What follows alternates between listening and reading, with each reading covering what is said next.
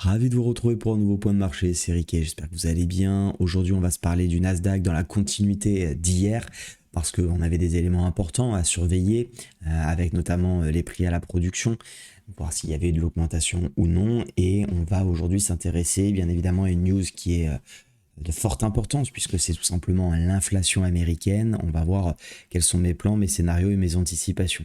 Hier, rappelez-vous, on était sur cette zone au moment où j'ai fait l'émission en vous expliquant deux choses. Que pour ma part, je privilégiais potentiellement le signal vendeur si jamais on avait des prix à la production plutôt conformes aux attentes, qui annonçaient une potentielle hausse, ou alors tout simplement si on avait des prix à la production qui étaient plus importants qu'attendus, et donc j'aurais privilégié finalement cette petite zone verte qui pouvait faire résistance. L'autre plan, c'était si jamais on a les prix à la production qui sont meilleurs qu'attendus, et d'ailleurs ce qui a été le cas, alors plutôt envisager le contexte acheteur avec une cassure, rappelez-vous, des 0,618 et viser, comme je le disais, sur du day trading, mais plutôt du petit swing trading, la zone ici des 19 646. Donc on a effectivement eu plutôt cette jolie continuation haussière où on avait ce W que j'avais dit un petit peu lourd qui mettait du temps à s'extirper. Finalement, on voit bien que c'est le catalyseur, hein. Encore une fois, c'est pour ça que ça me fait toujours assez rire quand on dit oui, c'est les zones de liquidité qui permettent de la volatilité. Pas du tout, hein, c'est bien les catalyseurs. Je rappelle que les institutionnels ont bien autre chose à faire que de regarder où est la liquidité des particuliers. Ils tradent avec des enjeux qui sont bien différents des nôtres et donc bien entendu, ils tradent sur des événements fondamentaux qui permettent effectivement d'avoir ces accélérations, d'avoir ces dynamiques. Et donc ici, on était dans une zone d'hésitation après la chute importante, je vous le rappelle, suite à la Bank of Japan notamment, mais aussi avec les craintes de récession. Et finalement, on le voit de manière très simple et très pure. Les deux grosses bougies qu'on a dans ce rebond haussier, c'est ici des chiffres du chômage meilleurs qu'attendu, donc ce qui rassure un petit peu les marchés. Deuxième point qui rassure les marchés, une meilleure, des chiffres en tout cas meilleurs sur les prix à la production avec cette deuxième bougie d'impulsion hier qui permet effectivement de renforcer le scénario que le marché souhaite voir, à savoir une baisse des taux de la Fed. La question qu'on va se poser aujourd'hui, parce que là on se parlait surtout du passé, on a déjà fait les plans ces précédents jours, la question qu'on se posait c'est bien évidemment de savoir si ça peut continuer et à monter jusqu'ici.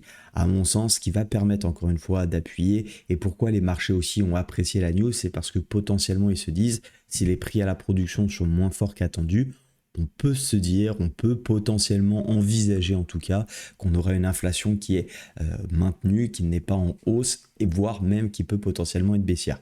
Alors j'attire cependant votre attention là-dessus, c'est uniquement de la supposition, parce que c'est pas directement lié, il y a toujours un écart, hein, bien entendu, c'est de la logique entre les prix à la production. Si on a des prix à la production qui augmentent, généralement ça a un impact un petit peu plus tard sur l'inflation, la même chose hein, si ça baisse.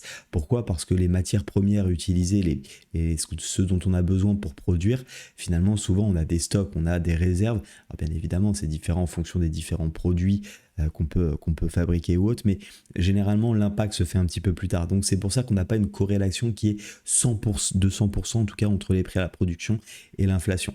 Maintenant, ça peut donner quand même une certaine orientation. Et donc, pour ma part, l'objectif, ça sera bien évidemment désormais, puisqu'en 4 heures, on est de nouveau haussier, qu'en daily, on a quand même récupéré cette énorme zone. Hein. Rappelez-vous, c'était vraiment ma zone que je souhaitais, sous laquelle je souhaitais vendre. En revanche, je l'ai dit, si on réintègre cette zone, pour moi, il faut abandonner les achats. On a une structure 4 heures qui est désormais à l'achat, un 1 heure bien évidemment qui est aussi.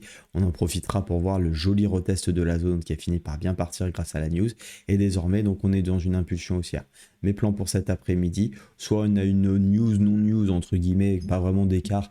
Pourquoi pas voir un retest si le marché veut se réappuyer sur les 0,618, voire d'ailleurs un petit peu plus bas sur cette zone verte et trouver un signal d'achat dans ces zones. 18 800 pour la première zone, 18 670 pour la deuxième, enfin toute cette zone ici 18 670, 18 700, comprenez vraiment que c'est une zone hein, qu'on travaille, c'est pas un prix au point près, c'est bien des zones et donc essayer de trouver des positions acheteuses là-dedans pour repartir. Bien évidemment le marché peut aussi décider de réintégrer en cas de mauvaise news et là ça mettrait un peu le bazar d'un point de vue analyse technique parce que finalement on aurait des niveaux qui seraient plus très clairs. Ça arrive parfois, c'est comme ça et il faut accepter que c'est comme ça.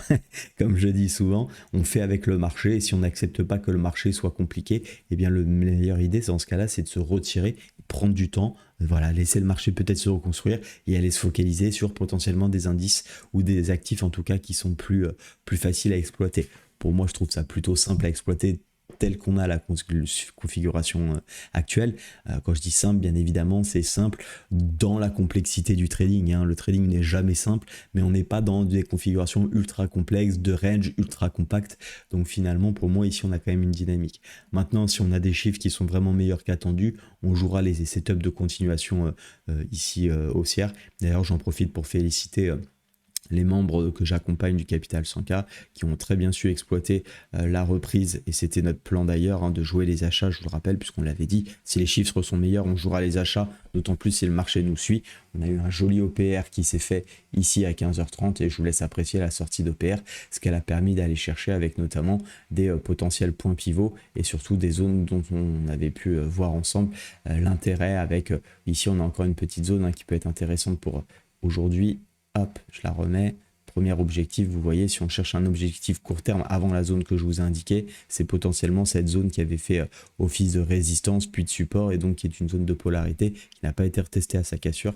Donc on pourrait envisager pour un objectif journalier par exemple les 19 300, même si je m'attends effectivement à ce qu'on puisse aller beaucoup plus haut en cas, encore une fois, de bonnes nouvelles de l'inflation, parce que c'est le type de nouvelles qui vraiment, j'ai envie de dire, pondère fortement la décision de la Fed. Et encore une fois, hein, je vous rappelle, les marchés n'évoluent pas parce qu'il y a de la liquidité à gauche ou à droite, parce que ça doit descendre avant de remonter. Non, les marchés évoluent grâce à de la psychologie de marché par rapport à des estimations et des prévisions sur le fondamental, parfois effectivement qui peuvent être décorrélées de la réalité. Mais encore une fois, s'il y a plus d'acheteurs que de vendeurs, je le rappelle, ça montera. S'il y a plus de vendeurs que d'acheteurs, ça baissera. Et c'est aussi simple que cela. Juste petit dernier point également qui est important, je vous invite à me rejoindre sur mon canal Telegram. Je partage des analyses régulières, donc profitez-en. Hier, j'ai fait le gold de mémoire. Je ne sais pas encore ce que je vais faire pour aujourd'hui, mais c'est d'autres analyses en complément de ces lives sur YouTube. C'est un canal qui est gratuit, donc profitez-en. En attendant, je n'ai plus qu'à vous souhaiter une belle